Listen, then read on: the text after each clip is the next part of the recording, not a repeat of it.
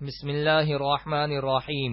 صرف 5 منٹ کا مدرسہ قرآن و حدیث کی روشنی میں 52واں دن 22 صفر المظفر۔ نمبر 1 اسلامی تاریخ۔ حضرت داؤد علیہ السلام۔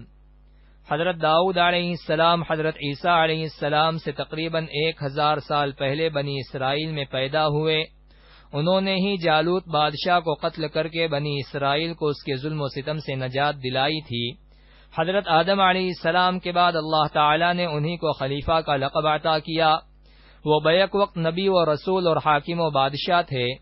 اللہ تعالی نے ان کو زبور نامی کتاب دی جس میں تورات کے مطابق احکام تھے، مگر اس کا اکثر حصہ اللہ کی حمد و ثنا، بشارت و خوشخبری، وعظ و نصیحت اور خدا کی تسبیح پر مشتمل تھا۔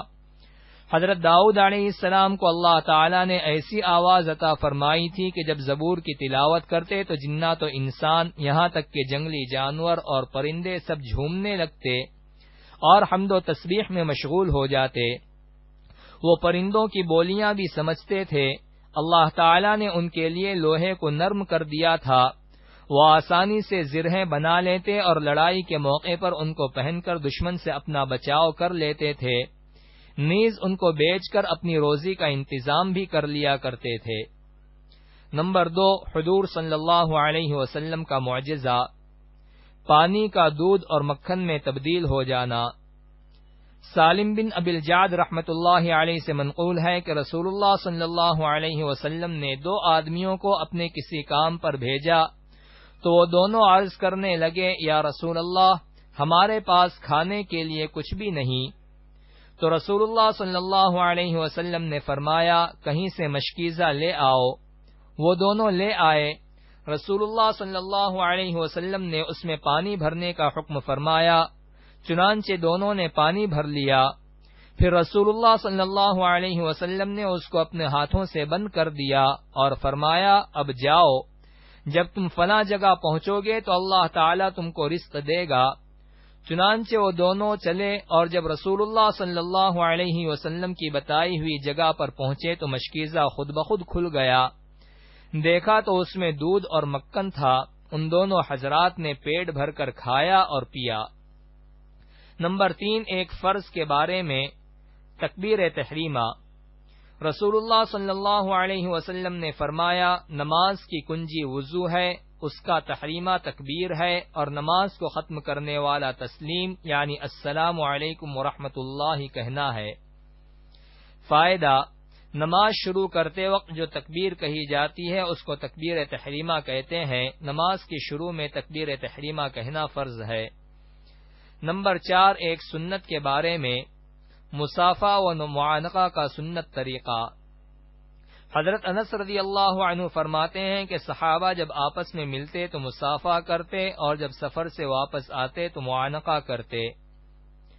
نمبر 5 ایک اہم عمل کی فضیلت، حلال کمائی سے مسجد بنانا۔ رسول اللہ صلی اللہ علیہ وسلم نے فرمایا، جو شخص عبادت کے لیے حلال مال سے کوئی عمارت یعنی مسجد بنائے، اللہ تعالیٰ اس کے لیے جنت میں موتی اور یاقوت کا گھر بنائے گا۔ نمبر 6 ایک گناہ کے بارے میں، راہ خدا سے ہٹ کر زندگی گزارنا۔ قرآن میں اللہ تعالیٰ فرماتا ہے، جو لوگ اپنی خواہشات کی پیروی کر کے اللہ تعالیٰ کے راستے سے بھٹک جاتے ہیں ان کے لیے دردناک عذاب ہے، اس لیے کہ وہ حساب کے دن کو بھولے ہوئے ہیں۔ نمبر 7 دنیا کے بارے میں، دنیا کی ظاہری حالت دھوکہ ہے۔ قرآن میں اللہ تعالیٰ فرماتا ہے، یہ لوگ صرف دنیاوی زندگی کی ظاہری حالت کو جانتے ہیں اور یہ آخرت سے بالکل غافل ہیں، یعنی انسان صرف دنیا کی چیزوں کو جانتے ہیں اور اسی کو حاصل کرنے کی فکر میں لگے رہتے ہیں۔ انہیں پتہ ہی نہیں کہ اس کے بعد دوسری زندگی آنے والی ہے اور وہ ہمیشہ ہمیش کی زندگی ہے، لہذا دنیا میں لگنے کے بجائے آخرت کی تیاری میں مشغول رہنا چاہیے۔ نمبر 8 آخرت کے بارے میں، جہنم کا کنواں۔ رسول اللہ صلی اللہ علیہ وسلم نے فرمایا، جہنم میں ایک وادی ہے اور اس وادی میں ایک کنواں ہے جس کو حبحب کہا جاتا ہے۔ اللہ تعالی نے لازم کر لیا ہے کہ وہ اس میں ہر جابر ظالم شخص کو ٹھہرائے گا۔ نمبر 9 طب نبوی سے علاج، آپریشن سے پھوڑے کا علاج۔ حضرت اسماء رضی اللہ عنہا کہتی ہیں کہ میری گردن میں ایک پھوڑا نکل آیا جس کا ذکر حضور صلی اللہ علیہ وسلم سے کیا گیا، تو آپ صلی اللہ علیہ وسلم نے فرمایا اسے کھول دو اور چھوڑو مت ورنہ گوشت کھائے گا اور خون چوسے گا، یعنی اس کا خراب مادہ اگر وقت پر نہ نکالا گیا تو زخم کو اور زیادہ بڑھا کر گوشت اور خون کے بگاڑ کا ذریعہ بنے گا۔